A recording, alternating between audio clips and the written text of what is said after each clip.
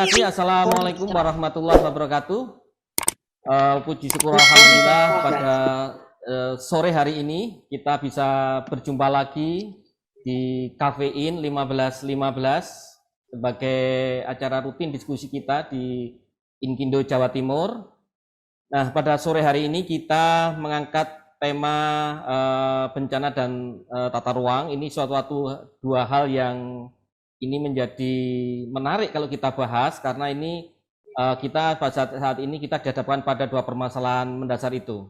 Nah, kami ucapkan terima kasih kepada Bapak Ketua DPI Inkindo Jatim yang telah support acara ini sehingga ini bisa berlangsung dengan baik hingga saat ini, dan terima kasih sekali kami sampaikan pada rekan-rekan dari saya tadi lihat sekilas ada dari teman-teman di ITN, terima kasih atas kehadirannya. Kemudian ada teman-teman di Manado, ada Pak Jos dan kawan-kawan juga di sana, terima kasih. Kemudian ada juga Prof. Helmi tadi, terima kasih rawuhnya, kehadirannya. Kemudian juga teman-teman yang tidak bisa kami sebut satu persatu, dan terutama kami ucapkan terima kasih kepada kedua narasumber kita yang telah berkenan hadir pada sore hari ini. Yang pertama adalah Dr. Insinyur Ani Widodo. Terima kasih Pak Amin telah berkenan hadir di kita pada sore untuk sharing. Dan yang kedua adalah Mas Junior Ilham, STMT. Beliau adalah ahli utama perencanaan wilayah. Dan saya kira sesuai dengan tema pada sore hari ini adalah kompetensi beliau. Jadi kita akan belajar banyak dengan beliau-beliau pada sore hari ini. Sebelum diskusi, saya akan coba memberikan pengantar. Kita pada saat ini secara global kita mempunyai tiga hal yang menjadi tanggung jawab bersama secara isu global. Pertama adalah kita tahu semua dan kita mengalami semua, yaitu perubahan iklim. Baru saja COP26 di Glasgow kemarin sudah selesai, dan beberapa negara menyatakan komitmennya untuk bagaimana mengurangi ini ya dampak dari pemanasan global. Nah, ini sangat menarik kalau kita nanti kaitkan dengan isu yang lebih detail di level lokal kita. Nah, kemudian di satu sisi pemanasan global ini, World Economic Forum mengatakan bahwa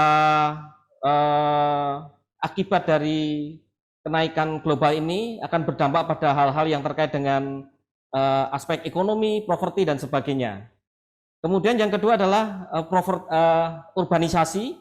Kita dihadapkan pada masalah urbanisasi. World Economic Forum juga mencatat kurang lebih di 2050 penduduk dunia diperkirakan mencapai 7 miliar. Ini sesuatu hal yang sangat perlu kita perhatikan, di mana masyarakat akan menjadi lebih mengkota, dan diperkirakan sekitar kurang lebih 60% dari masyarakat dunia berada di lingkungan perkotaan.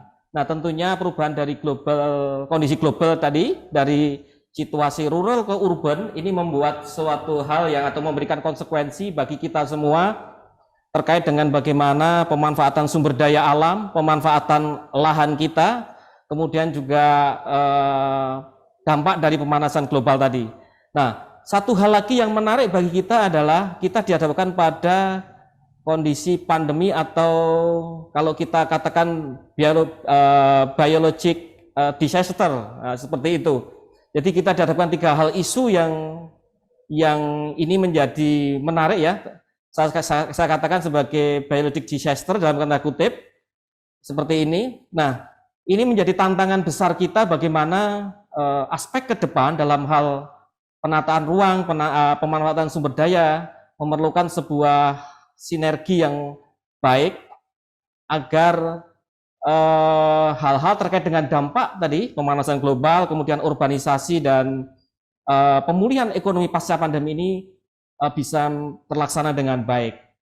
Nah, saya sebelum kita nanti berbicara secara detail, saya akan coba meminta pendapat dari narasumber kita pada sore hari ini. Yang pertama kepada Pak Junior, ini kepada Pak Junior. Nah, ini bagaimana Pak Junior ini terkait dengan sebelum nanti kita masuk ke aspek tata ruang dan kebencanaan dan sebagainya, terkait dengan isu yang nyatanya yang ada yang ini menjadi perhatian dunia saat ini, terutama setelah Glasgow, ini apakah memang apakah bisa ini menjadi sebuah konsideran di dalam hal bagaimana kita mengatur ruang kita ini, dan bagaimana dengan regulasi yang ada di negara kita. Monggo Pak Junior. Ya, terima kasih. Assalamualaikum warahmatullahi wabarakatuh. Selamat sore Pak Dr. Amin. Saya sempat dan sering berinteraksi justru lebih banyak di media sosial dengan Pak Amin nih. Saya suka membaca postingan beliau terkait dengan bencana. Beberapa hal yang menarik belakangan ini memang pemanasan global dan lain sebagainya yang mengarah kepada aspek kebencanaan tentu akan sangat terkait dengan bagaimana sebuah wilayah, kawasan ataupun set sekalipun itu terencana dengan baik tata ruangnya. Karena sebenarnya kalau kita melihat beberapa aspek dari penataan ruang, itu sebenarnya di hulunya mengarah kepada beberapa kaitan dengan bagaimana kita mengendalikan sebuah kawasan itu berdasarkan apa yang ada dalam hal mitigasi. Jadi kalau melihat misalnya hutan, nanti Pak Amin akan menjelaskan tentang kebencanaannya, saya lebih kepada concern kepada tata ruang. Bagaimana mungkin sebuah hulu dari sebuah kewilayahan yang tidak terkendali dengan baik, tidak bisa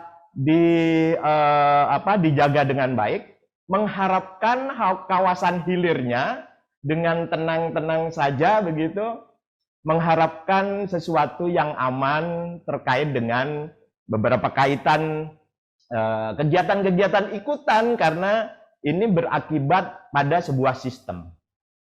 Mas Irwan, saya melihat bahwa hutan ataupun kawasan hulu dari sebuah kewilayahan itu sebuah sistem, itu harus diakui. Jadi nanti mungkin clue-nya begini, ada tiga hal sebenarnya kalau kita bicara masalah hutan. Hutan itu sebenarnya ada tiga fungsi. Satu, fungsi konservasi, fungsi lindung, dan fungsi yang mengkaitkan dengan penggunaan ataupun hutan produksi. Gitu. Jadi hanya ada tiga. Jadi kalau sebuah hutan yang memiliki fungsi misalnya sebagai kawasan lindung, tidak ada excuse. Ini saya ulangi lagi. Tidak ada excuse untuk alih fungsi. Seharusnya begitu. Yang kedua yang mungkin akan memancing kita untuk berdiskusi lebih lanjut nantinya. Kita ingat dulu Undang-Undang Tata Ruang 26/2007 masuk di Omnibus Law. Jauh hari saya pribadi sudah menyampaikan protes dalam tanda kutip mengkaitkan dengan bagaimana wilayah ini mempunyai posisi tawar. Jadi kewilayahan yang namanya kabupaten, ganda terdepannya kabupaten kota ini, selain provinsi dan pusat, ini justru harus memiliki kekuatan untuk mengendalikan. Permasalahannya sekarang, di Omnibus Law, Undang-Undang 26/2007 yang masuk di dalamnya, ada sebuah pasal yang menyampaikan bahwa penyelenggaraan penataan ruang dilakukan oleh pemerintah pusat. Ini yang menjadi bergulirnya sesuatu yang menurut saya pribadi agak mereduksi ataupun membuat ini ada semacam kekhawatiran bahwa daerah tidak punya andil untuk melakukan pengendalian. Apa yang dimaksud pengendalian penataan ruang yang di sana? Itu termaksud di penyelenggaraan penataan ruang, karena ada tiga hal masuk di dalamnya. Penyelenggaraan penataan ruang itu ada pelaksanaan penataan ruangnya, ada pengendaliannya di dalam, dan pemanfaatannya sekaligus dalam penyelenggaraan penataan ruang. Bisa dibayangkan jika itu dilakukan oleh pemerintah pusat semua. Oleh karena itu memang kejadian-kejadian yang baru-baru saja Mas Irwan, seperti yang di Batu, Kota Batu dan sebagainya, banjir bandang, dan lain sebagainya. Kita tidak hanya bicara itu, tapi kebencanaan secara keseluruhan. Wilayah yang dimaksud dari kebencanaan yang ada di Batu sebenarnya hulunya itu kan Arjuna Welirang. Jadi tidak bisa kita hanya melihat Tahura Suryo, hanya Ansi itu, tapi ada kawasan-kawasan lindung yang berada di kawasan itu dengan 5 kabupaten dan kota yang ada di dalamnya, Jombang, Pasuruan, Mojokerto, Kabupaten Malang, dan Batu. Ini juga harus terintegrasi secara baik. Bagaimana mungkin sebuah sistem, ekosistem yang ada di dalamnya tidak bisa dikatakan bersinggungan ataupun punya hal yang terkait satu sama lain, yang ini menjadikan satu daerah terganggu, yang lainnya akan terganggu. Terima kasih, Ibu. Jadi itulah yang sebenarnya di banyak tempat, misalnya kawasan-kawasan yang masuk ring of fire seperti itu. Bencana memang nanti akan disampaikan oleh Pak Amin. Nggak bisa kita duga, diprediksi pun mungkin bisa. Tapi dalam konteks kebencanaan yang perlu disampaikan di sini adalah mitigasi, kesiapan kita. Dan tata ruang itulah yang menjadi penyekat untuk tidak terjadinya sebuah kebencanaan yang mungkin kalau istilahnya Pak Widodo itu terlalu vulgar sekarang. Jadi seakan-akan semua hal itu saling menuding, ini siapa salah begitu. Itu mungkin yang nanti bisa memancing diskusi lebih lanjut, Pak Irwan. Oke, terima kasih Pak Junior. Ini tadi satu hal yang penting bahwa sebenarnya fungsi kalau kita tadi saya catat beberapa sampaikan Pak Junior, yang paling penting adalah bahwa kalau kita melihat di regulasi yang ada, penyelenggaraan penataan ruang ini ada di pemerintah pusat begitu. Ya, betul. Nah, ini mungkin barangkali yang nanti harus kita gali lebih jauh, nanti bagaimana peran dengan kabupaten, kota. Nah, sebelum ke sana nanti saya akan berkem ke Pak Amin dulu. Pak Amin, saya biasa nyebut Mas Amin ini ya. Ini Mas Amin, ini bagaimana ini? Ini kalau kita lihat kemarin kita di Glasgow ada isu-isu lingkungan, masalah seperti itu. Apakah memang benar bencana ini karena isu itu atau memang karena isu itu dipicu oleh perilaku manusia kita? Ini monggo Mas Amin ini untuk memberikan pencerahan. Baik, Assalamualaikum warahmatullahi wabarakatuh. Waalaikumsalam. Selamat siang semuanya. Pertama, terima kasih sekali diundang, walaupun nggak ngopi ini, tapi ngopi dari jauh. Baik, jadi kalau kita melihat beberapa tahun ini, sebenarnya ada permasalahan mendasar di kita. Jadi sebelum ke arah perubahan iklim tadi ya. Jadi kalau kita melihat historical bencana hidrometeorologi, itu ternyata sejak ratusan tahun lalu itu ya kita terkena bencana itu terus. Jadi begitu. Ini menjadi pertanyaan mendasar, kenapa kok bisa seperti itu? Kita pun jadi bingung pada waktu itu. Kenapa kok kita kena bencana kok berulang-ulang? Itu kan menjadi suatu pertanyaan yang aneh sebenarnya. Kok nggak belajar belas, nah, seperti itu.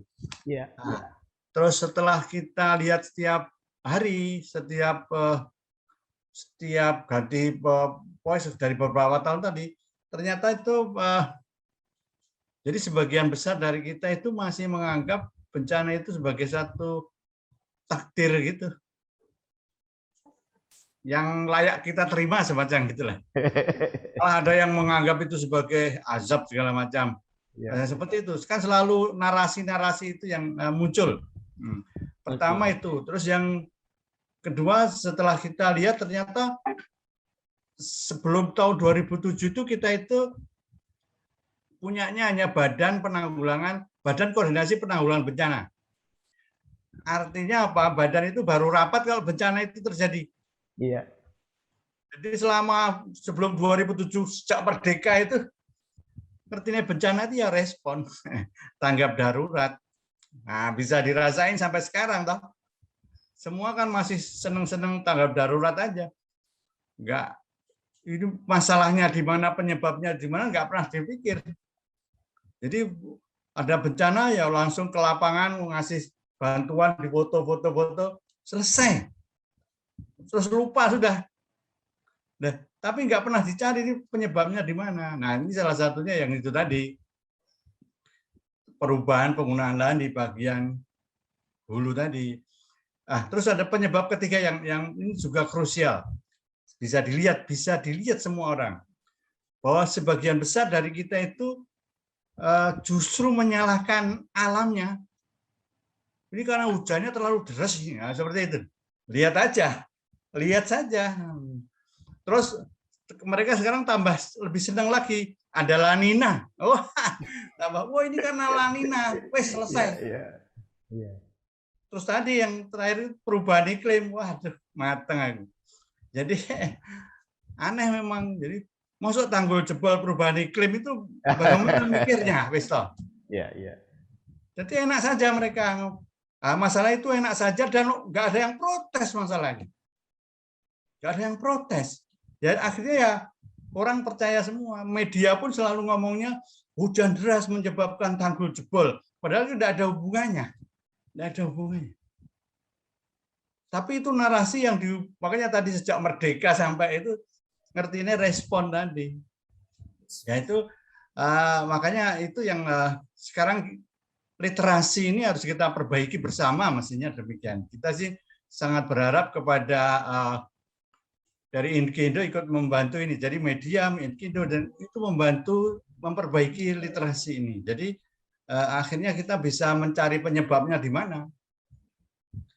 Jadi gitu, kalau setelah mencari penyebabnya akhirnya kita bisa memperbaiki. Tapi tidak disalahnya hujan terus mau bagaimana? Dan tidak ada yang protes, masalah nggak ada yang protes, jadi ya selesai. Masalahnya pemerintah ibu sopo lah, semua itu ngomong, wah ini karena hujan deras. Nah wes, terus anak La Nina, El Nino, sudah. Nah kira-kira gitu pendahuluan saya. Oke, terima kasih Pak Amin. Ini tadi satu hal yang barangkali ini agak anti mainstream ya, tapi ini sangat menarik. Ini pernyataan Pak Amin ini agak menarik. Jadi saya melihat tadi bahwa ini Pak Junior tadi beliau menyebutkan bahwa kita sebenarnya sudah banyak mengalami bencana. Iya. Ya juga kalau lihat dari postingan-postingan beliau, masalah Majapahit, kemudian masalah yang lain ya, yang masalah peradaban itu saya lihat juga ini masalah-masalah kebencanaan dan ini selalu berulang. Betul. Dan ini saya ingin tanya kepada Pak Junior ini. Iya. Ini sebenarnya kalau di dalam penataan ruang ini nanti sebelum kita lebih detail lagi di dalam kalau kita punya PP 21 2021 tentang penataan ruang, ini apakah sudah terakomodasi Pak Junior? Iya, saya sepakat dengan Pak Amin ya. Tadi ada clue yang sangat mendasar. Kita kok menyalahkan sesuatu yang terjadi tanpa melihat sebab. Saya akan bicara tentang tata ruangnya nih. Wilayah yang namanya hutan yang menjadi hulu dari kawasan yang ada di bawahnya, yang terutama di kawasan perkotaan begitu. Itu justru memang karena rusaknya kawasan tersebut menjadi sebuah bencana. Ini kalau banjir ya tertentu ya. Mungkin saya bicara agak mengerucut sedikit. Kalau kita bicara banyak tentang kebencanaan sangat melebar. Saya menyitir peraturan yang lama Pak Amin terkait dengan Undang-Undang 41 2009 yang dulu itu hutan itu biasa ditentukan 30% dari luas wilayah. Nah, dari 21/2001 tentang penyelenggaraan penataan ruang itu sudah tidak lagi melihat konteks 30%-nya. Ini sangat menarik nih. 30% aja banyak deforestry, banyak alih fungsi. Jadi kalau memang setuju dengan Pak Amin dengan tulisan-tulisannya, saya mengamini dan saya juga sering menulis bahwa apa yang ada di dalam, mungkin ada yang menyampaikan, oh nggak ada nih alih fungsi dan sebagainya. Kenyataannya banyak gitu, alih fungsi banyak dan penelitian-penelitian yang ada kalau kita searching di Google pun akan kita ketahui itu. Nah, kembali ke yang 30% Pak Amin. Kalau yang sekarang ditentukan berdasarkan daya dukung dan daya tampung, bisa diartikan bahwa nantinya bagaimana mungkin teman-teman yang ini planolog, calon-calon planolog ITN ini banyak yang hadir nih. Bisa dipikirkan bagaimana besaran hutan itu ditentukan dengan daya dukung dan daya tampung. Nah, saya melihat ketertarikan dengan daya dukung dan daya tampung. Begitu sebuah kawasan, ya, bagaimana bisa mereka daya dukungnya berkesesuaian, karena masyarakat ataupun penduduk semakin lama semakin banyak, pasti membutuhkan lahan. Lahan itu bukan hanya lahan perkotaan yang ansi terbangun dominannya, tapi lahan-lahan untuk beraktivitas untuk memenuhi kebutuhan sehari-hari, perkebunan ataupun lahan-lahan yang lain yang justru lebih banyak mengambil lahan-lahan yang berada di kawasan-kawasan hutan. Nah, ini yang perlu kami tekankan tadi, 3 hal, bahwa fungsi hutan hanya ada 3. Ini no excuse, bahwa 1 untuk konservasi, 1 untuk kawasan lindung, 1 untuk produksi. Jadi kalau banyak di media-media mainstream menyampaikan bahwa di hutan lindung ada alih fungsi sedikit kok. Loh, sedikit itu sudah pelanggaran, karena itu fungsi lindung. Ini kan Pak Amin. Jadi yang saya mengerti Pak Amin, bahwa sebuah kawasan yang namanya hulu dari sebuah kawasan yang nanti mengkaitkan dengan bagaimana hujan turun dengan tajuk masuk ke akar perakaran dan jadi menyimpan di dalamnya, karena itu ada tegakan-tegakan. Jadi kalau hanya sayuran ataupun buah-buahan yang kecil, bagaimana mungkin bisa menyimpan air yang tadi mengkaitkan dengan jangan-jangan ini laknat karena ada dosa besar di suatu tempat dan terjadi bencana. Itu kan bullshit menurut saya, mohon maaf. Alasan-alasan yang diada-adain gitu. Karena sebenarnya karena kerusakan di kawasan hulu yang menyebabkan kawasan hilirnya menjadi terpengaruh. Ini yang menjadi permasalahan. Lalu hal yang penting lagi, dari kawasan-kawasan yang ada, ya saya contohkan di Batu lah dan sekitarnya itu Pak, yang barusan terjadi banjir bandang, banyak kan berpendapat ini karena curah hujan tinggi.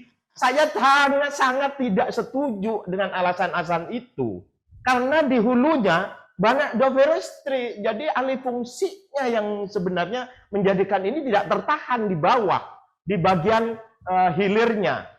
Jadi kalau kita melihat bahwa kawasan DAS yang dimaksud di sana itu, DAS itu biasanya dibatasi dengan kawasan yang lebih tinggi begitu, dan datarannya disebut sebagai catchment area. Nah, karena DAS-nya yang terganggu, ya pasti di hilirnya akan banyak terganggu juga berkaitan dengan catchment areanya. Yang kita ketahui Pak Amin, di kawasan yang namanya kawasan yang sebenarnya bukan hanya di satu tempat, tapi mengkaitkan dengan yang di Welirang juga, itu ada kawasan yang 5 kabupaten itu mestinya harus sinergis tuh penggunaan lahan yang ada di situ. Nah, sekarang yang saya pertanyakan adalah tata ruangnya. Ini permasalahan utama. Kalau di sana ada fungsi lindung, ya khusus memang fungsi lindung, nggak ada excuse, ini sebagian untuk karena masyarakat, nggak ada. Karena misalnya Tahura Suryo misalnya, banyak diprotes tulisan saya. Ini kenapa besar, ada beberapa kaitan dengan alih fungsi. Banyak kok penyelidikan ataupun penelitian tentang itu, bukan hanya kebakaran, tapi alih fungsi, bukan alih fungsi karena dialih fungsikan oleh masyarakat, tapi juga ada alih fungsi yang mengkaitkan dengan data yang ada dari tutupan lahan yang ada dengan tegakan-tegakan, sekarang sudah jadi misalnya rumput-rumput dan sebagainya.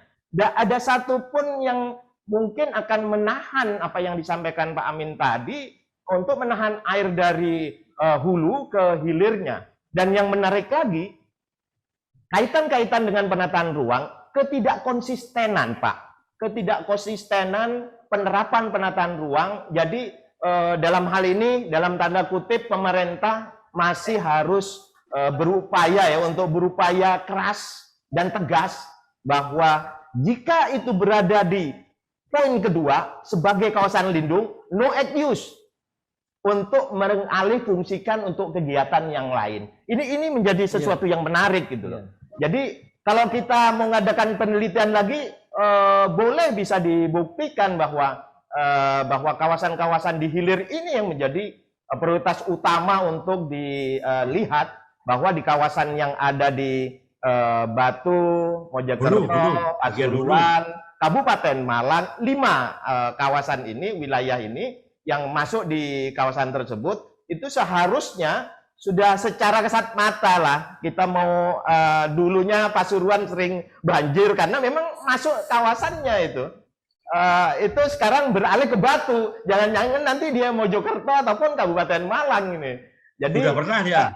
Betul, apalagi 2002. Di sana Pak Amin, Bumiaji yang di dalamnya ada desa berantas ataupun kawasan berantas, itu justru tempatnya awal hulunya untuk Sungai Berantas.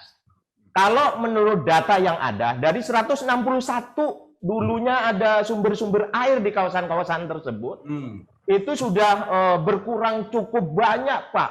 Apalagi kena kebakaran di tahun 2009 atau 2010 ya.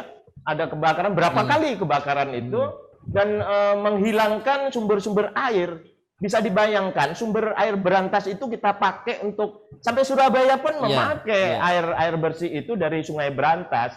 Jadi benar yang disampaikan oleh Pak Amin, ya jangan ngersulo kalau di kawasan perkotaannya kena banjir bandang seperti itu, yang karena akibat dari hulunya yang memang secara faktual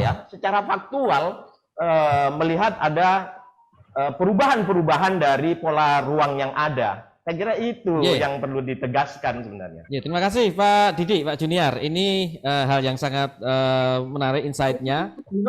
Saya mau ke Pak Amin. Pak Amin, tadi disampaikan Pak Amin, kita jarang kita belajar dengan alam. Atau ini tadi masalah literasi, apakah ini kurangnya literasi atau kita tidak mau belajar? Dan karena ini ada La Nina dan El Nino, lebih baik kita salahkan beliaunya, La Nina dan El Nino. Nah sebenarnya apakah bagaimana kita mengintegrasikan ini ya, pemahaman-pemahaman kita dengan alam ini, kaitan dengan faktor-faktor geologi barangkali, itu di dalam penataan ruang. Monggo Pak Amin. Mungkin barangkali kita lihat case yang di sekitar kita, mungkin yang barusan terjadi, seperti di Hulu Berantas, ini bagaimana? Apakah memang di situ kita harus melihat bahwa itu ada dua gunung yang berbeda. Di sisi kanan di Arjuna itu kuarter muda, yang di ini adalah Anjasmara adalah kuarter tua. Dari situ saja udah berbeda, kita nggak pernah belajar dari sana. Monggo Pak Amin, silakan. Jadi kalau kita belajar geologi itu sebenarnya kan semua gunung itu awalnya kan batu. Iya loh, kita lihat Gunung Semeru, puncaknya masih batu karena dia aktif keluar terus. Nah, kemudian karena proses iklim, ada vegetasi, kemudian masalah waktu, maka batu tadi berubah menjadi tanah. Batuan tadi berubah menjadi tanah. Jadi seperti yang ada di Kota Batu, tadi itu awalnya semuanya adalah batu. Nah, kemudian ada simbiose mutualisme antara batu, tanah, dan tumbuhan. Jadi vegetasi asli di gunung itu sebetulnya dia ada di sana itu merupakan berhubungan langsung dengan tanah gunung yang ada di atas itu. Jadi dia nggak bisa dipisahkan sebetulnya intinya. Karena dia tanah ini akan menebal, akar pun akan memanjang. Karena dia tumbuhan tadi sangat butuh nutrisi dari tanah. Jadi selama bertahun-tahun di atas itu adalah merupakan hutan. Nah, itu terhadap iklim bagaimana? Jadi 80% sampai 100% hujan semusim masuk dalam tanah. Memang demikian. Jadi karena tadi perimbunannya menahan energi hujan, terus dia bisa masuk turun secara pelan-pelan. Di bawahnya ada serasah, ada daun-daun kering, sehingga air itu bisa masuk. Terus di akar-akarnya sendiri dia bisa mengarahkan air itu masuk lebih ke dalam. Aslinya itu demikian. Nah sekarang kalau itu dirubah, jadi vegetasi asli tadi dicopot, diganti, apalagi sampai gundul-dul misalnya gitu ya. Nah, jadi kan ya sudah, dari 80% itu akan mengalir ke bawah.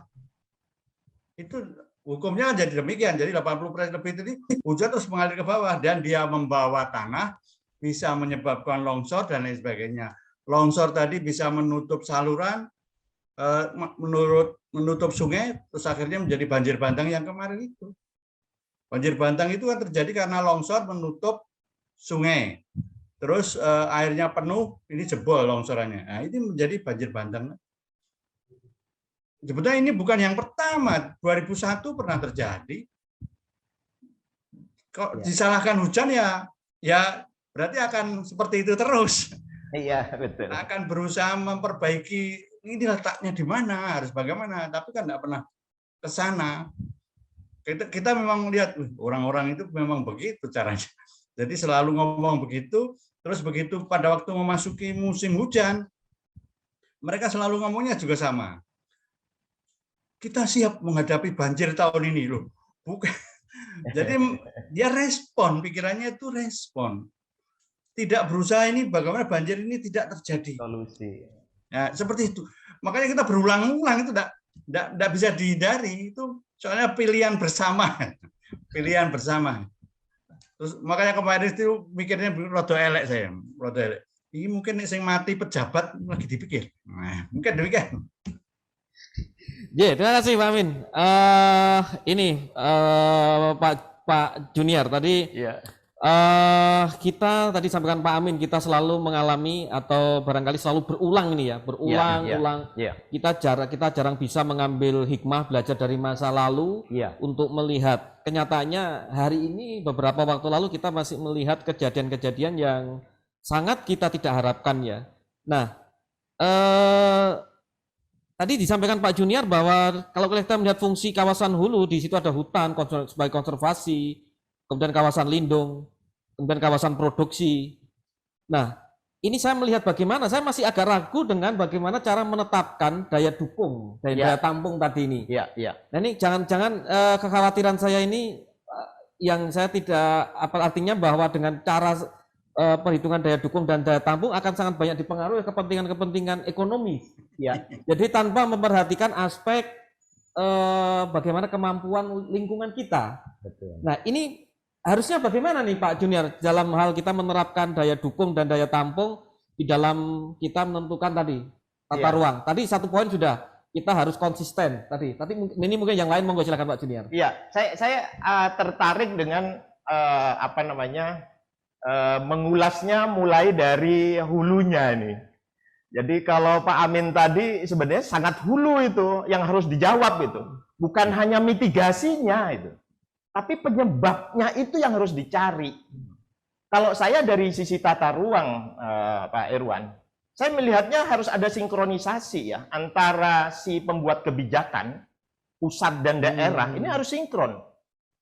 Pusat harus memberikan mandat ya untuk pengendalian di kawasan kabupaten kota. Dalam hal ini ya tadi hulunya tadi. Karena yang kita ketahui kan OPD kehutanan nggak ada di kabupaten atau kota itu, adanya di provinsi itu. Sama halnya dengan pertambangan, tata ruang kadang-kadang non sewu agak dikebiri kalau sudah keluar IUP, udah angkat tangan daerah itu. Kadang-kadang daerah tidak diikut sertakan. Ini yang jadi permasalahan. Pusat harus memberikan mandat untuk pengendalian itu di daerah satu. Yang kedua, kepala daerah harus sinkron itu visi misinya terkait dengan penanganan yang Pak Amin tadi sampaikan, hulunya gitu, permasalahan utamanya yang harus dicari. Jadi antar kepala daerah itu sudah benar-benar konsis untuk menjaga fungsi dari hutan itu sendiri. Itu yang kedua. Yang ketiga, mengkaitkan dengan aturan. Kadang-kadang daerah ini tidak cukup mampu untuk bertindak karena aturan dari pusat. Tidak cepat untuk melakukan tindakan, yang tindakannya itu bukan hanya mitigasi, tapi mencari solusi yang sebenarnya dari kenapa terjadinya banjir bandang. Itu yang utama sebenarnya. Saya sempat menulis ada 9 hal yang harus diperhatikan dalam penataan ruang. tidak hanya sinkronisasi antara pusat dan daerah, lalu yang kedua terkait dengan bagaimana kepala daerah ini sinkron dengan program atau visi misinya untuk menjaga itu, lalu juga masyarakat harus tersosialisasi dengan baik tuh. Memang kita sangat paham bahwa kawasan hutan itu punya fungsi sosial juga, gitu. Jadi memang kita sepahamkan. Tapi khusus yang kedua tadi, no act use. Kalau dia fungsinya lindung, jangan pernah bicara untuk alih fungsi. Meskipun itu sedikit. Itu yang prinsip. Dan yang menjaga adalah daerah dengan rencana tata ruang wilayahnya. Ini yang menjadi konsis. Jadi kabupaten seluruh Indonesia mestinya konsis dengan itu pada saat ada linsek terkait dengan rencana tata ruang wilayah di pusat. Ini kan masing-masing kementerian ada di situ. Beranikan untuk menyampaikan bahwa kasih saya mandat untuk pengendalian di sana. Jangan hanya dipegang di pusat. Ini yang menjadi permasalahan utama nantinya. Tidak cukup mampu pusat untuk langsung ini, meskipun ada pengelolanya. Siapa yang nggak tahu di kawasan-kawasan yang sekarang terjadi itu ada pengelolanya. Kehutanan perhutani misalnya, saya sebut langsung, itu kan ada kawasan lindung. Tapi begitu kita searching beberapa pendapat yang ada di media-media mainstream, oh enggak kok, ini sebagian kita ini kerjasamakan karena kasihan dengan masyarakat yang akan ada hubungannya dengan keekonomian. No act use. Kalau itu lindung, no act use untuk siapapun gitu. Karena ada fungsi tiga ini. Satu konservasi, satu lindung, satu yang produksi. Jadi produksi ini yang mengikutkan untuk masyarakat ya bisa dengan beberapa kaitan dengan penegasan-penegasan itu mengkaitkan dengan komitmen daerah dan pengelola di kawasan yang di hulu. Itu yang terpenting, Mas Irwan. Oke, terima kasih Pak Junior. Jadi ternyata tata ruang kita ini ada hal yang memang harus kita kita tadi dari sampaikan Pak Junior, ada hal yang menjadi, kalau ini menjadi semacam limitasi bagi kita, bagi daerah itu tadi ya. Pertama masalah mandat. Mandat ini perlu adanya mandat dalam hal untuk pengendalian. Betul. Karena barangkali mungkin ini yang tahu ada di daerah gitu. Oke. Saya tadi belum menyampaikan masalah daya dukung daya tampung ya. Jadi saya ini kan sedikit ya. Daya dukung daya tampung itu hitungannya itu juga ada kaitannya dengan manusia yang ada di dalamnya juga untuk beraktivitas.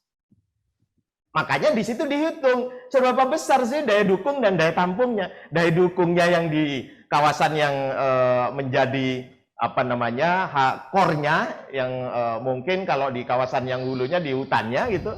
Seberapa besar dia bisa menerima kegiatan-kegiatan yang ada. Kalau dia nggak kuat, ya itu tadi terjadilah bencana-bencana seperti itu. Lalu kita bicara tentang pengukuran daya dukung, daya tampung. Kita sebenarnya di tata ruang itu sudah cukup bagus dari spatial plan-nya, lalu ada KLHS-nya, begitu ya, yang dihitung secara terukur bagaimana nantinya spasial ini jika dilaksanakan itu dari sisi lingkungannya seperti apa. Itu sudah diperhitungkan. Nah, kalau kita melihat daya dukung daya tampung untuk hitungannya tidak berdasarkan 30% luas wilayah, ini saya khawatir akan degradasi. Misalnya begini, pertanian khususnya LP2B itu butuh air. Air itu pasokannya ya justru dari yang hulunya ini dengan menjaga kawasan-kawasan yang lindung. Karena tanpa itu dengan berkurangnya 30%, jangan-jangan nanti 10 tahun mendatang, saya kira nggak sampai 10 tahun ya, 5-10 tahun mendatang itu akan kelihatan kok. Nah ini fungsinya butuh air, justru yang di sana berkurang dari 30%. 30% dari luas wilayah.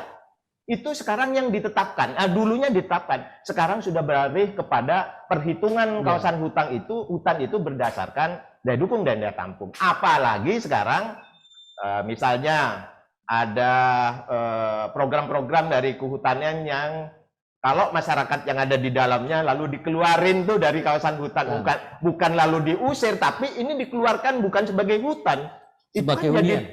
Sebagai hunian. Ini kan jadi berabe lagi. Saya bicara lagi ke depan tadi yang awal saya sampaikan, Mas. Hutan itu sistem. Pak Widodo, Pak Amin mungkin sangat menyetujui bahwa hutan itu sistem. Salah satu aja terganggu fungsi sistemnya, semuanya akan terganggu. Nah, ini kalau bicara masalah sistem, kita nggak bisa lepas dari banyak hal. Bagaimana hutan yang ada di sana sekarang berubah fungsi karena mungkin alasannya terbakar dan sebagainya, dari 27.800-an sekian misalnya kawasan yang dikelola oleh Tahura misalnya, sekarang 6.000-an sudah beralih fungsi.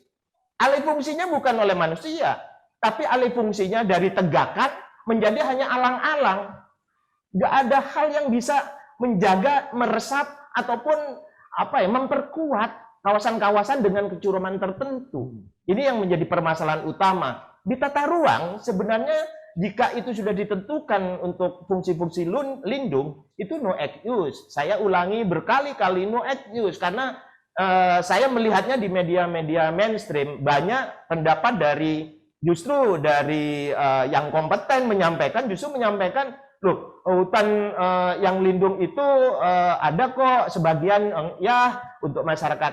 Jangan sampai ada kata-kata seperti itu. Kalau lindung.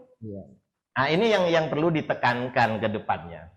Oke, Pak Junior. Tadi ini terkait dengan penguatan di tata ruang terkait dengan daya dukung daya tampung tadi. Sebelumnya saya ambil lagi tadi yang sangat penting adalah visi kepala daerah. Betul. Kemudian bagaimana akselerasi regulasi-regulasi di level daerah. Betul. Ini bisa mengakses regulasi di tata ruang di nasional. Iya. Nah, ini penting sekali. Ini yang sering menjadi ketinggalan aturan ketika daerah harus mengakselerasi pertumbuhan, kemudian tadi masalah sosial ekonomi dan sebagainya, akhirnya terjadi benturan-benturan. Iya. Nah, tadi di Pak Junior mengatakan bahwa penentuan hutan berdasarkan yang sekarang adalah berdasarkan daya dukung dan daya tampung. Yang sebelumnya 30%. Ini dirubah menjadi luas wilayah. Nah, saya akan ingin mendengar komentar Pak Amin. Pak Amin, apakah cukup optimis dengan perubahan ini ya, yang sebelumnya bahwa kawasan hutan, terutama untuk perlindungan di daerah hulu, ini 30% dari luas wilayah dirubah menjadi berdasarkan daya dukung dan daya tampung. Bagaimana Pak Amin melihat perubahan ini dari mungkin berbagai dimensi ya? Artinya dimensi ini ada aspek mungkin bagaimana kepentingan ekologi, kemudian juga pertumbuhan daerah. Nah, ini apakah yakin Pak Amin dengan perubahan ini bisa menjadi lebih safe terhadap tadi potensi-potensi bencana tadi? Monggo Pak Amin. Jadi kalau kita melihat mestinya menurut saya sih melihat fungsi alamiahnya.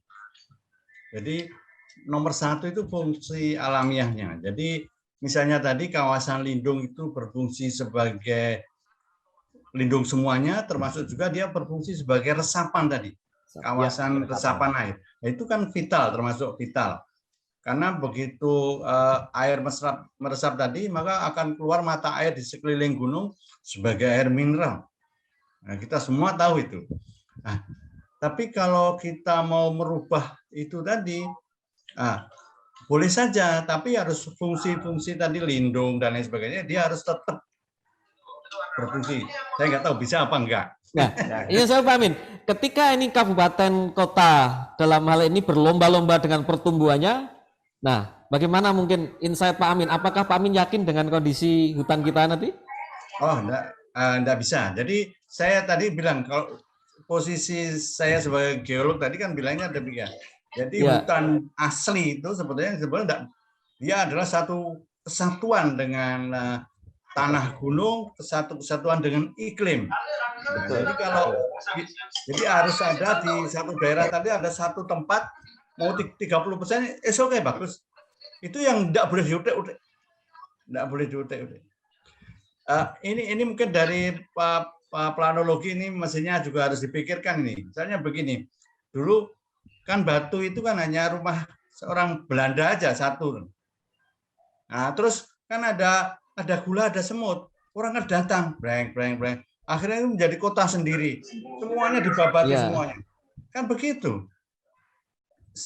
Jadi sebetulnya dulu nggak masalah dulu kalau hanya 1-2 orang. Tapi terus ono gula, ono semut, itu menjadi wisata. Nah, maksudnya banyak orang datang membabati di sekitarnya. Ya akhirnya seperti ini gitu. Jadi memang kalau menurut saya memang itu hutan asli itu tidak boleh diutek-utek, harus tetap seperti itu. Jadi harus ada satu daerah khususnya di daerah pucuk gunung harus ditetapkan sebagai kawasan lindung, tidak boleh berubah. Baru di bawah-bawahnya boleh lah. Jadi ada kombinasi dengan itu. Ingat tadi disebutkan tadi bahwa jadi tinggal 50% mata air yang keluar di Batu itu yang sana. Dan itu sekarang mau tahu dia E. coli-nya tinggi, pestisidanya tinggi. Kan mengerikan. Itu gara-gara pertanian. Itu maksudku kalau ya harus berubah. Tapi kayaknya angel, tapi ini harus diusahakan. Nah, gitu. Oke, Pak Amin tadi menyebutkan E. coli, kemudian pesticide. Ini adalah unsur-unsur yang mengindikasikan sebuah kegiatan hulu di masyarakat begitu ya. Nah, nggak mungkin ini. Artinya terjadi sebuah buahnya, terus kemudian banyak pertanian tadi menggunakan pestisida. Betul, itu yang mengakibatkan. Terus debitnya mengecil, ada itunya tadi. Jadi seperti itu. Tahun 2010 kalau nggak salah itu yang meneliti dari DLH Jatim, Pak. Oke. Terima kasih Pak Amin. Terima kasih Pak Junior. Ini saya coba lihat di chat atau mungkin barangkali ada teman-teman yang mau bertanya. Itu ada yang raise hand. Iya, yang raise hand. Silakan. Pak Agus itu Pak Agus. Oh Pak Agus. Silakan Pak Agus. Kami silakan Pak Agus. Ya, terima kasih. Pak Agus. Menarik sekali nih Pak. Ini dari Manado sudah sore, jadi saya mengamali bertanya dulu ini. Begini, selamat berjumpa Pak. Semuanya, Pak Amin juga salam kenal. Ya, Pak. Ya, begini Pak, menarik sekali tadi apa yang terjadi bahwa bencana itu memang sering terjadi di negara kita. Jadi saya setuju dengan Pak Junior juga tadi bahwa tata ruang juga punya peranan penting. Namun sekarang begini Pak. Perencanaan tata ruang itu kalau kita melihat di luar negeri, terutama di Malaysia sebenarnya, mereka itu berbasis pada administrasi yang administrasinya itu berbasis pada catchment area.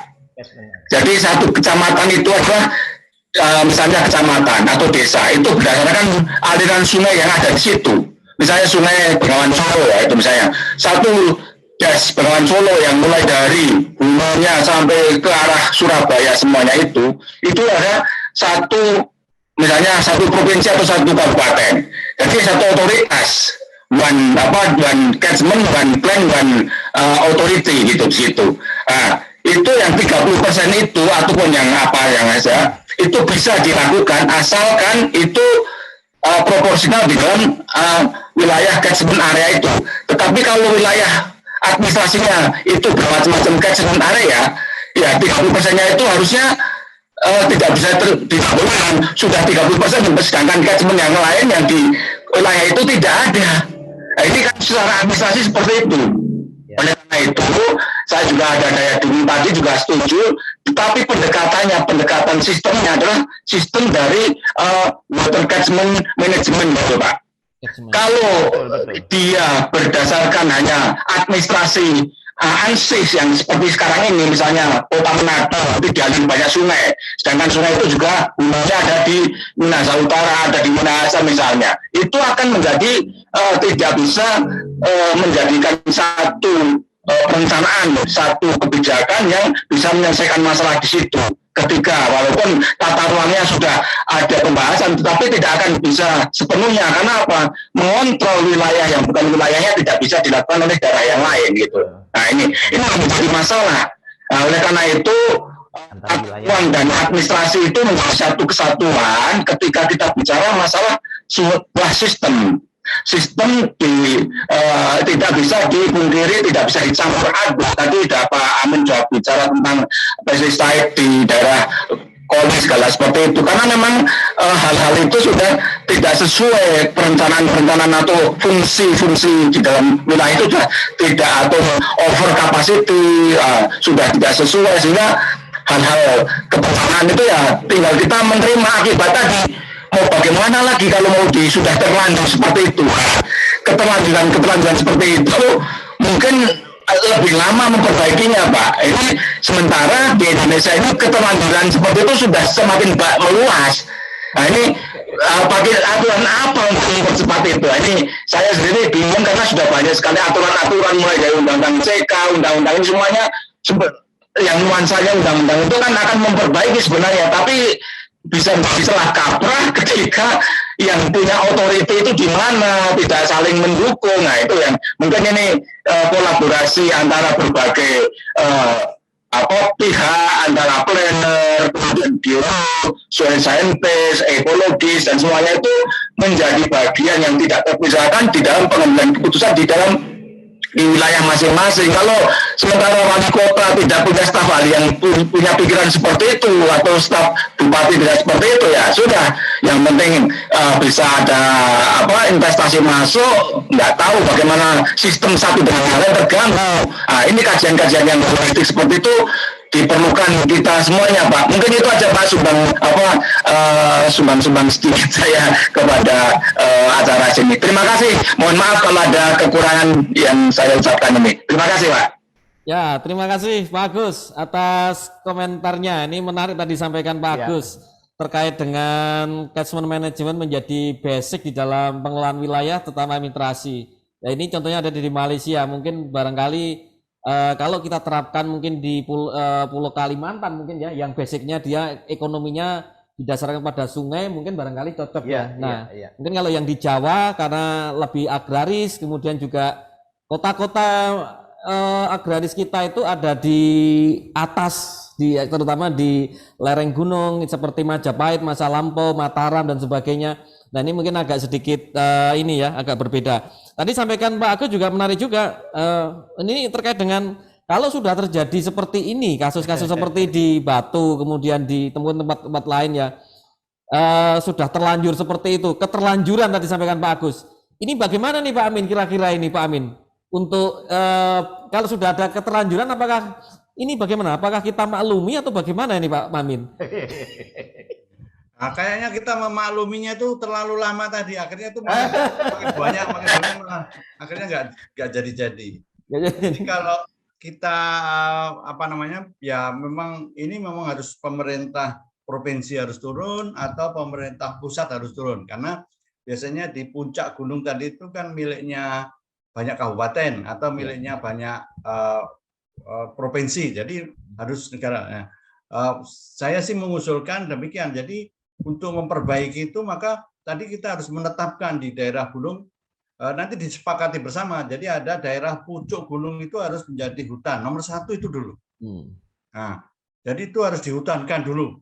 Jadi memang orang-orang tadi kalau memang harus dibeli atau misalnya ada beberapa tempat ternyata sudah hak milik, itu aneh sebetulnya. Gunung kok menjadi hak milik itu kan aneh. Nah itu memang harus dibeli terus dihutankan. Full hanya untuk hutan. Nah, itu memang untuk bukan hanya hari ini tapi untuk jangka panjang, jadinya demikian. Nah, terus mungkin di daerah di bawahnya tadi mungkin boleh saja ada hunian, tapi ada aturannya, ada keterbatasan. Jadi kalau dia fungsinya tetap sebagai resepan air, ya rumah-rumah yang ada di pemukiman harus komunal, tidak boleh dia meresapkan air. Itu masuk ke dalam tanah, jadi dia harus komunal, harus keluar, harus sudah bersih. Memang harus ada aturan ketat demikian. Terima kasih Pak Amin. Jadi ada dua hal tadi yang utama ya. Jadi bagaimana kita tetap mempertahankan fungsi ekologis terutama di kawasan hulu sebagai tadi yang kalau kita melihat hampir semua gunung-gunung kita itu di atasnya itu sebagai batas wilayah kabupaten gitu ya. Kadang-kadang sampai perselisihan ini Pak Amin, kadang rebutan gitu ya. Rebutan mau diapakan, mau dikelola atau mau dimanain gitu ya, seperti itu. Kemudian yang kedua tadi terkait dengan apa tadi? Ini ya, saya catat yang fungsi ekologis tadi itu menjadi lebih menarik. Nah mungkin bagaimana Pak Junior terkait dengan ini menerapkan fungsi-fungsi ekologis, kemudian juga tadi mungkin lokasi-lokasi yang bisa difungsikan sebagai ekologis dan sebagai fungsi hunian tadi dengan keterbatasan tadi ya. Sebentar saya sedikit komen Pak Junior. Barangkali ini Belanda kita dulu, Belanda waktu ada di Indonesia dulu barangkali memang sudah tepat menetapkan kawasan hulu, kemudian kawasan dengan kawasan-kawasan lindung yang kemudian juga dibumbui bahwa itu ada hantunya, ada penunggunya dan sebagainya. Ini mungkin sebuah istilahnya kekayaan lokal wisdom yang harus dijaga kembali Pak Junior. Monggo Pak Junior, mungkin bisa ditambahkan. Memang ada baiknya ya, anekdot yang membuat kita lebih berhati-hati dulu ya. Tapi kalau kita melihat dari definisi ancaman bencana, Mas, itu ada 3 hal sebenarnya yang mengkaitkan dengan alam, non-alam, lalu manusia. Saya mungkin akan bertanya ke Pak Amin bahwa 3 ini nggak cukup sebenarnya untuk jadi ancaman bencana. Alam, non-alam, sama manusia. Satu lagi yang saya usulkan Pak Amin, kebijakan. Kebijakan ini buat jadi bencana ini. Kebijakan yang nggak baik tadi sudah disampaikan Pak, yang terkait dengan bagaimana tadi Pak Agus tadi menyampaikan juga bagaimana daerah itu harus orkestranya itu sama karena Arjuna Wuliran itu 5 wilayah kabupaten dan kota itu. Jadi semuanya harus terkait dan yang menjadi orkestra memang pusat, tapi daerah itu harus diikutkan dalam hal bagaimana kita melihat pengendaliannya ya. Ya kita kalau melihat dari beberapa aspek dari metode dari penghitungan indeks. Tadi Pak Joko nih kayaknya tadi sudah resen tuh. Ada beberapa yang disampaikan nih lebih kepada masalah banjir. Tapi sebenarnya tidak. Kita mengenai hal apa yang mengkaitkan dengan ancaman bencana, jadi ada indeks ancaman bencana, kerentanan, penduduk terpaparnya juga harus dilihat, kerugiannya juga bagaimana kaitannya dengan kapasitas. Kapasitas ini sebenarnya yang penting. Masyarakat di sana sadar terkait dengan bencana itu. Tidak lalu misalnya yang tadi kita bahas dari awal, ya salah satu contoh aja masalah banjir. Banyak hal yang kalau kita juga suka ya melihat bagaimana hamparan tanaman bunga, bagaimana kita melihat perkebunan gitu ya. Yang justru kalau kita lihat dari tata ruangnya kawasan lindung. Ini yang menjadi berkali-kali saya ulangi tadi bahwa kalau itu masuk kawasan lindung no excuse. Kalau itu masuk di kawasan yang di luar kawasan yang 2 ini konservasi yang lindung boleh saja gitu. Ada hal yang sangat mendasar sebenarnya. Mungkin kalau Pak Agus tadi sampaikan Manado pernah kejadian banjir bandang juga itu. Dan ya itu di kota. Itu justru memang dari hulunya gitu. Ada beberapa mitigasi dengan membuatkan kanal ataupun waduk-waduk yang menghubungkan sungai-sungai yang ada di kawasan hulu ke hilirnya dan dibatasi di sana untuk air yang masuk ke kawasan perkotaan. Manado memang ada beberapa kawasan yang dulunya memang kota lama dengan kawasan pantainya yang yang sebelum ada reklamasi itu memang sekarang sudah harus ada sebuah keharusan, misalnya ini masalah mitigasinya. Kalau itu akan dilaksanakan semacam reklamasi lagi, harus ada kanal-kanal tuh. Bagaimana si sungai-sungai itu tidak tersendat langsung masuk di kawasan perkotaannya dengan riul-riul yang kecil itu. Tapi dia dengan kanal-kanal yang besar itu sudah menjadi sebuah keharusan. Bagaimana kita lihat di kawasan puncak misalnya, sudah kita ketahui sangat masif gitu. Tidak perlu kita harus membuktikannya, kita langsung melihat banyak media-media mainstream mewartakan hal-hal seperti itu, bagaimana kawasan yang seharusnya menjadi catchment tadi yang disampaikan Pak Agus sudah beralih fungsi menjadi kawasan-kawasan yang terbangun. Ini yang menjadi permasalahan. Tidak hanya banjir, tapi permasalahan yang mengkaitkan dengan bagaimana mitigasi yang kaitannya dengan bencana ini, mungkin tanah longsor ataupun likuifaksi ataupun kejadian rob ataupun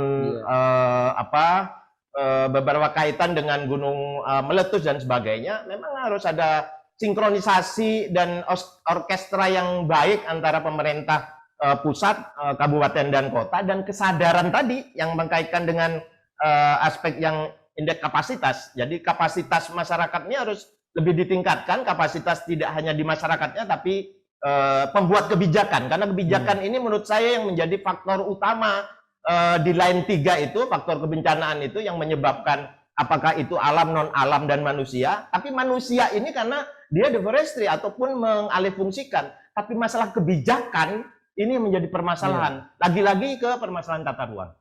Gitu, Mas. Oke, terima kasih Pak Junior. Ini kita semakin terbuka ya dengan tadi dari dua narasumber. Saya lihat di chat ada Pak Joko Nugroho. Kami persilahkan Pak Joko. Monggo. Selamat sore Bapak-bapak sekalian. Selamat sore. Selamat sore Pak Joko. Ini mohon maaf, ini isinya orang pinter-pinter semua, ini mohon maaf. Mohon maaf, ini senior saya ini. Mohon izin Pak Joko. Jadi Bapak-bapak, jadi kalau tidak salah ini kan kaitannya tadi yang dibahas hubungannya dengan apa istilahnya itu hidrometeorologi, Pak ya. Nah, kita kan tahu bahwa itu kan artinya kan air hujan kan Bapak ya. Dan kita kan tahu setiap titik air hujan yang jatuh itu kan mengalami satu dari 3 nasib ini.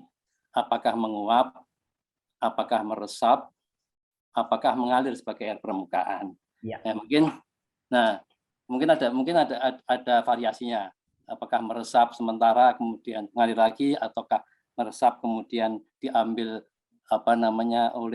oleh tanaman menjadi untuk bagian dari respirasinya nanti untuk diuapkan kembali. Nah, artinya sebetulnya yang kalau itu masalah air permukaan, ini masih lepas dari masalah longsor ya, masalah itu kan sebetulnya artinya kan itu kan perannya air yang tidak menguap dan tidak meresap tadi kan, yang mengalir di permukaan, dan itu seperti kata Pak Agus tadi, sebetulnya kan setiap permukaan daratan itu pasti kan bagian dari catchment area suatu sungai besar kan. Ya, betul.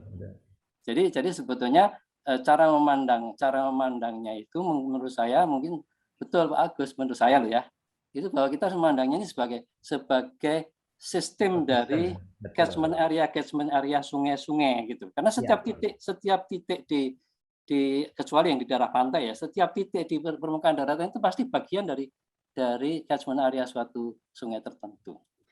Nah, jadi memang kalau melihat dari situ tadi diskusi antara daerah dan pusat tadi, ya jadi kalau dibilang diambil di pusat itu sesuatu yang negatif, juga tidak sebenarnya negatif juga, karena sebetulnya karena melihat sistemnya itu tidak terbatas dari batas administrasinya, maka mesti harus ada suatu pengelolaan dan kebijaksanaan yang lebih menyeluruh kan gitu. Cuman nanti kan kita lihat niatnya pemerintah pusat itu mau mengelola ini sebagai satu sistem yang menyeluruh atau mau mengeterapkan kalau mau membuat apa-apa kebijaksanaan investasi alih fungsi tanah dan sebagainya itu bisa cukup dari tombol di Jakarta saja gitu ya. Ini yang kita lihat. Mudah-mudahan niatnya itu untuk pengelolaan secara menyeluruh yang integral tadi itu. Gitu. Nah, jadi saya kira yang kedua, ini yang terakhir. Jadi sebetulnya kalau kita melakukan sesuatu sesuai dengan ilmiah dan sebagainya itu ya bisa, Dan apalagi kalau sudah penduduknya banyak, itu harus betul-betul ilmiah kan, betul-betul itu. Nah, tetapi sebenarnya kalau penduduknya menjadi lebih besar, Nah, itu dia. overpopulasi, itu sebenarnya juga ada tekanan-tekanan tersendiri kan untuk itu. Betul. Ya. Kadang-kadang tidak overpopulasi pun bisa ada tekanan-tekanan seperti di Kalimantan. Di Kalimantan mungkin ada orang yang menginginkan itu menjadi sekian luasnya menjadi daerah tambang semua. Jadi sebenarnya itu overeksploitasi lalu kan. Ya, over. Jadi sebetulnya ada overpopulasi dan overeksploitasi.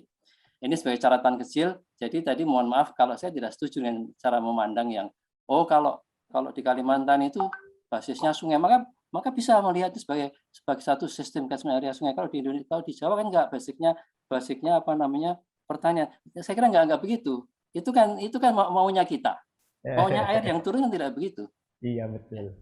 Terima kasih, mohon maaf. Ya, Terima kasih Pak Joko Nugroho. Mungkin sedikit saya tadi saya sampaikan bahwa di Kalimantan itu sungai itu maksud kita adalah tadi terus pengelolaan wilayahnya secara administrasi.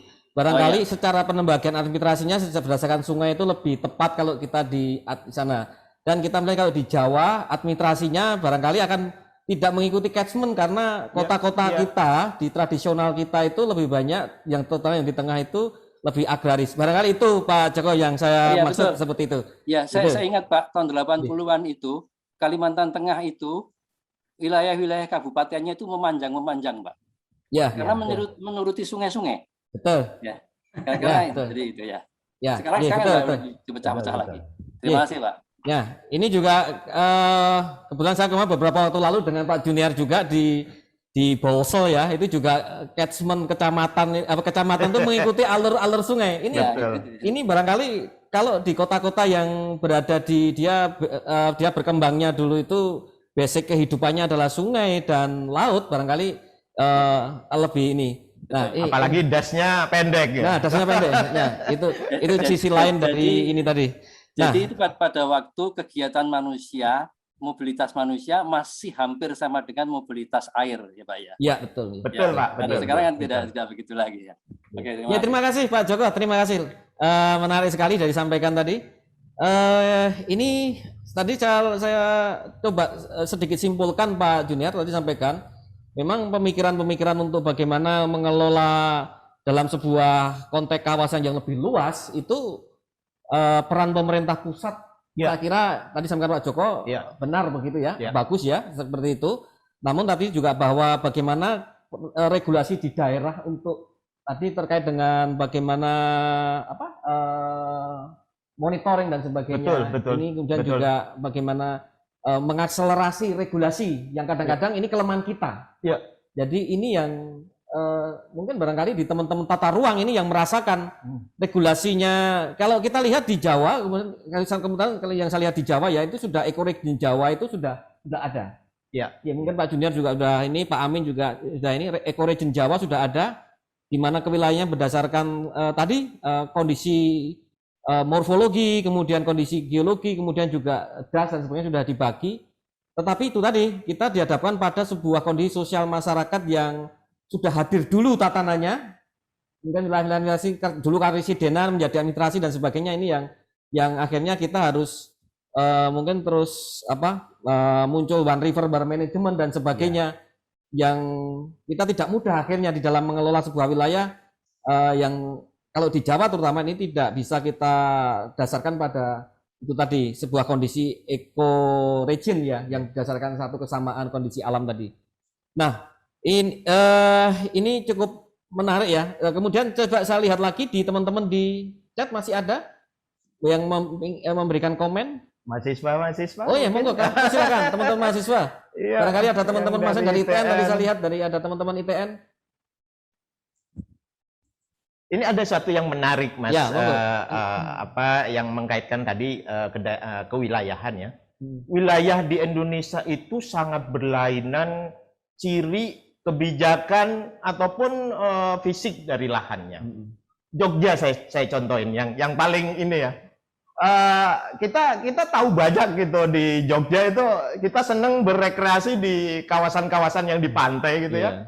Saya tidak perlu menyebutkan tempat rekreasinya, tapi mungkin Pak Amin tahu daerah itu dengan alasan Instagramable misalnya, disanggah itu di bawahnya itu justru kekuatan batu yang batunya lungsuran itu, dan di sana kawasan kas. Ini sangat berbahaya sekali itu. Kita juga melihat kebencanaan itu tidak hanya banjir gitu ya, banyak hal. Apalagi di sini juga ada bagaimana kita menjaga fungsi mangrove misalnya, Mas, kaitan dengan mitigasi bencana yang lebih besar, misalnya ada tsunami dan sebagainya, itu bisa menahan, ataupun juga di perairan gambut yang tadi disampaikan di Kalimantan ya. Saya sangat menarik ke awal tadi mengkaitkan dengan ekosistem tadi sudah disampaikan. Ekosistem, kawasan ekosistem esensial ini yang di luarnya kawasan yang tadi konservasi ini menjadi sangat penting. Jadi tidak banyak hal yang dibahas di penataan ruang, padahal itu sangat penting. Kedepannya mungkin menjadi sebuah tekanan, yaitu penentuan kawasan ekosistem esensial. Jadi KEE ini yang berada di luarnya kawasan konservasi. Yang di dalamnya mungkin bisa kawasan kas, bisa kawasan mangrove, ataupun gambut dan sebagainya, yang memitigasi juga kawasan-kawasan yang membuat kebencanaan itu bisa lebih bisa diperhatikan. Iya. Oke, Pak Junior, mungkin satu hal ya, apakah terkait dengan regulasi tata ruang yang ada saat ini, terutama yang di PP 21 itu pelaksanaannya, aspek kebencanaan sudah cukup kira-kira untuk bagaimana ini? Implementasi nanti di dalam penataan ruang. Iya, saya kira mungkin belum sempat menghubungi Pak Amin Widodo ya pada saat menulis tentang aturan itu. Jadi ada hal-hal yang sebenarnya esensi, ini yang terpenting. Cluenya sebenarnya esensi. Memang benar yang disampaikan Pak Amin tadi, BNPB, BBPD, itu kan setelah kejadian bencana baru action gitu loh. Tapi mencari sesuatu yang esensi dari kejadian bencananya ini yang lepas. Ini yang menjadi perhatian pada aturan-aturan yang ada, yang mungkin linkage sistemnya yang perlu dirumuskan kembali, Mas. Iya. Oke, saya akan ke Pak Amin. Pak Amin, ini tata ruang semua, kita semua setiap ada mau kegiatan investasi dan sebagainya, selalu kita filter pertama adalah kesesuaian tata ruang. Nah, padahal tata ruang akhirnya menjadi sebuah kunci, akhirnya menjadi sebuah pintu utama untuk masuknya sebuah tata ruang. Nah, ini terkait dengan risiko bencana, Pak Amin. Ini apa sebenarnya yang harus di teman-teman planner ini, terutama teman-teman planner. Artinya ada di sini ada planner-planner, ada teman-teman dari ITN juga untuk para calon planner. Apa faktor geologi apa mungkin atau faktor kebencanaan apa yang harus masuk di dalam penyusunan tata ruang, yang mungkin lebih dia memberikan ruang bagi pertumbuhan ekonomi, juga memberikan ruang bagi konservasi. Monggo Pak Amin. Jadi perlu kita melihat ke definisi sebenarnya. Jadi bencana itu kan ada ancaman, ada kerentanan. Ini istilahnya sederhananya begini, ada bahaya, ada orang. Jadi kalau ada ancaman bahaya tadi itu terjadi dar-der-dor, tapi nggak ada orang, nggak ada bencana. Nggak ada bencana. Nah, karena istilahnya di kita ini, di takdir Indonesia itu sudah di daerah rawan, di daerah kawasan itu yang ring of fire, jadi ya itu sudah harus berhadapan dengan itu, gempa dan lain sebagainya tadi. Juga kita ada di daerah tropis yang banyak hujan, diapit oleh dua samudra besar yang bisa mengirim hujan tambahan, bisa mengirim kekeringan tambahan. Itu juga harus dipikirkan, kita yang harus beradaptasi. Nah, jadi kalau itu nggak diperhatikan, ya tata ruang tadi yang harus menyesuaikan. Jadi harus menyesuaikan. Jadi, saya ada di daerah rawan gempa. Jadi harus kita sesuaikan. Boleh saja di dekat dengan, kan tinggal gempa kan tidak membunuh, yang membunuh kan bangunannya. Nah, jadi seperti itu. Jadi bangunannya yang kita sesuaikan, orangnya juga kita siapkan menghadapi itu, sehingga dia Enggak masalah. Jadi sederhananya begini loh. Jepang itu loh. Kan sama dengan kita. Semua ada ya, longsor ada, gempa ada, tsunami ada. Tapi korbannya sedikit. Kenapa? Ya, sederhananya itu tadi. Karena mereka sudah menyiapkan itu sejak lama. Jadi masih menganggap, kalau kita kan masih ada yang menganggap takdir, masih jadi susah jadinya seperti itu. Jadi kita yang harus beradaptasi terhadap keadaan ini. Jadi takdir kita ada di daerah gempa, di daerah tsunami, di daerah likuifaksi, di daerah longsor, banjir, dan lain sebagainya. Maka kita harus menyesuaikan itu. Jadi memang aturan itu harus ditegakkan memang. Tapi memang susah. Istilahnya begini, pengetahuan kita ini ada setelah manusia ini sudah banyak. Gitu. Jadi misalnya kita lihat kenapa di Jogja rumahnya banyak yang rontok, itu karena rumahnya dia tidak sesuai dengan rumahnya tradisional. Semua orang tahu kalau itu bahwa dia itu bisa rontok, tapi kan tidak berani ngomong, ini rumahmu keliru. Dia nunggu ambruk mah. Karena jumlahnya rumah yang tradisional itu sangat banyak di seluruh Indonesia ada. Dan itu kita tidak berani ngomong. Nah, sama orang yang bertempat tinggal di lereng, ada pinggir jalan, di bawah jalan, di atas. Kita mau ngomong apa? Wah, itu salah sebetulnya. Di buku bilangnya salah, tapi kita nggak berani ngomong apa. Nunggu kembruan. Jadi memang ini perjuangan berat memang. Tapi ini memang harus dilakukan. Jadi memang harus, mestinya nanti dari tata ruang itu ada satu contoh bagus. Nah, untuk lesson dan semua orang. Oh ini loh, sudah mengikuti. Pertanyaannya bagus nih. Nah, gitu. Oke. Kira-kira gitu. Terima kasih. Ini dari chat ada pertanyaan dari Franky Pondak. Pak Franky. Kami persilakan Pak Franky untuk langsung Pak Franky. Monggo silakan. Franky Pondak. Unmute. Pak Franky. Assalamualaikum, Pak Soge. Waalaikumsalam. Selamat sore ya. Waalaikumsalam warahmatullahi. Silakan Pak. Saya dari Manado. Solo. Waduh, Manado. Oke, silakan. Ya, yang saya perhatiin saat ini kan mengenai batas-batas wilayah antar kabupaten dan kota. Nah, ini penting sekali ini Pak. Nah, ini untuk menjawab tentang pelestarian lingkungan dan konservasinya. Jadi yang mana Pak yang harus kita utamakan, prioritaskan? Apakah land use-nya atau RT RW-nya? Kemudian Pak mengenai bencana saat ini Pak, justru kita harus mensyukurinya Pak. Karena kenapa? Karena bencana saat ini kan nyata kan Pak, yang merusaknya kita Pak, manusia. Kita merusak satu bumi, Pak. Kita merusak satu bumi. Jadi kalau kemudian alam itu melakukan seleksi alam yang sering kita bilang bahwa syukuri Pak. Benar. Bencana itu. Karena kenapa? Karena kita yang merusaknya. Kemudian Pak, ada pertanyaan sederhana Pak, sampai hari ini masih nggak ada yang bisa jawab saya Pak. Mengenai universitas atau pendidikan tinggi itu, yang menunjukkan segala kemampuannya termasuk ketidakmampuannya. Nah ini masih rumit Pak, ini masih pertanyaan sederhana tapi nggak bisa dijawab. Universitas menunjukkan segala kemampuannya termasuk ketidakmampuannya. Itu Pak. Terima kasih Pak. Ya, terima kasih Pak Franky. Pak Junior, barang. Ya, saya sudah menangkap sebenarnya esensi yang sudah disampaikan Pak Franky ini atau Mas Franky ya. Di tata ruang wilayah itu memang sudah ditentukan dan harus ditentukan mana deliniasi kawasan perkotaan ataupun pedesaannya. Di lain pihak juga kawasan yang namanya lindung itu juga ditentukan. Jadi sebenarnya tata ruang itu prinsipnya adalah optimalisasi. Optimalisasi untuk layanan masyarakat ataupun penduduk yang ada di suatu wilayah. Nah, permasalahannya kita juga membutuhkan optimalisasi kawasan-kawasan yang sebenarnya harus dilindungi.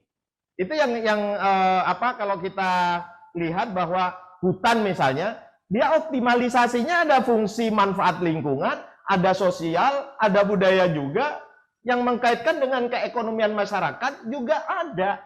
Tapi di luarnya yang dua tadi yang saya sebutkan, karena fungsi hutan ada 3. Satu kawasan konservasi, satu kawasan lindung, yang kedua kawasan lindung, yang ketiga itu yang produksi, hutan produksi. Nah, ini harus dipilah. Kalau dia di kawasan lindung, no excuse Pak. Jangan berada di kawasan lindung. Selama itu masih ditetapkan secara de jure, harus dipertahankan. Tidak boleh deforestry, itu yang harus dipegang. Kalau bersangkut paut dengan tata ruangnya sudah harus, dan pasti itu, seorang planner harus menetapkan di sana mana kawasan budidaya dan kawasan lindungnya. Itu yang menjadi hal yang sangat prinsip. Kalau kita berhubungan dengan bagaimana kita mempelajari hal-hal itu di akademis, misalnya, itu memang cara untuk kita mengetahui secara secara luas bagaimana memformulasi optimalnya sebuah lahan atau kewilayahan itu untuk diatur optimalnya penataan ruangnya. Saya kira bisa menjawab ke arah situ. Barangkali Pak Amin ada tambahan? Kita dari planner itu Pak begitu cerdas Pak ya, kalau itu optimalisasi dan segala macam itu Pak, tapi ternyata di pemerintahan kabupaten kota yang ada Pak justru nggak menganggap bahwa optimalisasi atau apalah, justru mereka melanggar Pak RT RW yang ada, justru mereka mengabaikan Pak itu, termasuk mengenai kawasan lindung dan apa itu konservasi Pak, justru mereka abai Pak. Nah ini masih cukup rumit Pak, masih sulit Pak ya untuk menyampaikan ke pemerintah, karena memang saat ini Pak RT RW yang ada Pak nggak matching Pak di masing-masing kota dan kabupaten. Ini Pak yang masih kita planner Pak ya memperhatikannya. Masih ada kerumitan Pak di kabupaten kota yang ada Pak. Bisa saya jawab ya? Pak. Saya kira sekarang sudah lebih tertata dengan baik, terbuka Mas Franky ya. Tata ruang itu kalau dulu sulit untuk diakses, sekarang sudah menjadi sebuah keharusan gitu. Apalagi yang sifatnya rinci. Ini ada Pak Andi Haikal nih yang ahlinya nih, ada dari pusat ini Mas, Pak Andi Haikal ini. Sebuah tata ruang sekarang, produk tata ruang tidak bisa hanya yang dulunya hanya penghias lemari gitu. Lemari di OPD sekarang sudah tidak, ya, harus memang nantinya semua aspek yang mengkaitkan dengan kegiatan investasi harus berdasarkan tata ruang. Semua bisa mengakses siapapun, dan tadi disampaikan oleh Pak Franky ada kaitannya dengan ketidaksinkronan. Tidak ada hal-hal seperti itu, sebagai masyarakat bisa kok menyampaikan hal-hal yang terkait dengan, dalam tanda kutip, masukan ataupun protes terkait dengan hal-hal tersebut gitu. Jadi sangat terbuka dan tidak menjadi hal-hal yang tabu untuk menyampaikan pada beberapa kaitan dengan proses awal tata ruang pun, dari mulai konsultasi publik, melaksanakan FGD, merencanakan dan merumuskan sebuah proses perencanaan, itu sudah ini dengan baik gitu. Saya kira itu. Ya, terima kasih Pak Junar. Dan saya kira juga pemerintah sekarang sudah membuat keterbukaan. Pak Amin, mungkin barangkali ada komen Pak Amin terkait dengan hal ini. Baik, jadi mungkin saya histori itu sangat penting. Jadi kita bisa melihat perubahan penggunaan lahan itu kan dimulainya sejak, memang kalau setara Orde Baru lah misalnya begitu ya. Yeah. Memang perubahan penggunaan lahan pada waktu itu saya pernah mengikuti satu AMDA dan itu menurut saya aneh sebenarnya begini. Jadi ada satu pengembang mau mengembangkan daerah gunung tadi, resapan tadi, yeah. Terus fungsi lindungnya itu diruslah. Nah, itu saya baru tahu hari itu. Duh, ternyata diruslah di tempat yang lain, di Blitar misalnya gitu. Jadi mengambilnya di daerah Jawa Timur, bukan di daerah Batu misalnya gitu ya. Itu fungsi kawasan lindungnya tadi secara hukum diakali dengan diruslah. Jadi diruslah di tempat yang lain, sama fungsinya lindung juga, 2 kali luas. Nah, seperti itu. Aku baru tahu itu. Dan itu ternyata sudah berlangsung lama di mana-mana. Gitu, Sekarang ya. nggak boleh lagi. Dan itu ternyata itulah dimulainya ya seperti itu. Yang harus dipahami semua orang itu bahwa setiap kali mengembangkan di daerah gunung tadi, ono gula, ono semut tadi loh, ada gula, ada semut. Ya, betul. Itu yang dilupain. Jadi dia hanya mengembangkan satu status sedikit gitu ya. Tapi terus semutnya tadi banyak, akhirnya di sini semua sudah berubah total. Dan itu yang terjadi di mana-mana seperti itu. Nah, makanya tadi saya mengembalikan ke fungsi alamiah tadi, fungsi dari hutan gunung itu, bahwa dia tanah gunung, hutan, dan iklim itu tidak bisa dipisahkan. Maka harus ada satu tempat tadi, daerah pucuk gunung itu harus ditetapkan sebagai kawasan lindung, konservasi, resapan yang tidak boleh diganggu-gugat. Dan itu harus dimulai lagi seperti itu. Harus dimulai. Sekitar demikian. Terima kasih Pak Amin. Jadi tanah, gunung, kemudian juga ekosistem sesuatu yang tidak bisa dipisahkan. Jadi kalau diganti di tempat lain dengan 3 kali atau 4 kali, barangkali belum bisa menjawab fungsi Pak Amin ya. Jadi mau akal-akalan hukum kayaknya. Nah ini juga menarik ya, itu barangkali itu paradigma lama kita Pak Junior ya. Betul. Mudah-mudahan kita ke depan bahwa fungsi itu tidak bisa dipisahkan. Ini hal-hal yang barangkali di masa lampau ini banyak kita abaikan begitu. Ya. Nah, oke, kita bentar. Sekarang namanya Inpres. Inpres itu berarti ada misalnya daerah gunung berapi tadi bisa untuk kawasan geotermal, nah seperti itu, atau menjadi lahan tambangan emas. Nah, itu juga karena ada Inpres. Sekarang. Jadi membolehkan untuk dirubah menjadi kawasan budidaya. Cuma yang sering lupa itu tadi, itu terus semutnya datang tadi akhirnya habis. Terima kasih Pak Amin. Nah ini juga teman-teman mungkin barangkali juga teman-teman planner, saya kira prediksi-prediksi ataupun pasca dari sebuah kegiatan itu pasti sudah dipertimbangkan. Namun ya itu tadi suatu banyak faktor banyak faktor yang akhirnya menjadi di luar kendali seperti disampaikan Pak Amin tadi itu. Betul. Jadi kelemahan-kelemahan bagaimana daerah dalam mengendalikan tata ruang ini yang tadi disampaikan Pak Junior, akselerasi aturan regulasi untuk mengarah ke sana itu sangat lemah sekali kita. Benar. Walaupun secara dari pusat mungkin regulasinya udah bagus. Tetapi bagaimana mengakselerasi regulasi-regulasi yang tadi disampaikan Pak Junior terkait dengan dampak yang ada di kabupaten, kota, provinsi ini yang mesti harus menjadi PR kita bersama. Ini salah satu hal yang menarik. Oke, kita di 41646 saya kira ini satu pertanyaan lagi kami persilahkan jika ada dari floor. Sebelum nanti kita berikan kepada kedua narasumber untuk closing. Saya tidak akan menyimpulkan tadi dari apa yang kita diskusikan pada sore hari ini, tapi saya kira banyak hal yang bisa kita serap dan menjadi inspirasi kita pada sore hari ini. Untuk mungkin dari dua narasumber kami persilahkan Pak Amin untuk memberikan closing pada diskusi pada sore hari ini. Monggo Pak Amin, dari diskusi hari ini monggo untuk closing dari Pak Amin, monggo.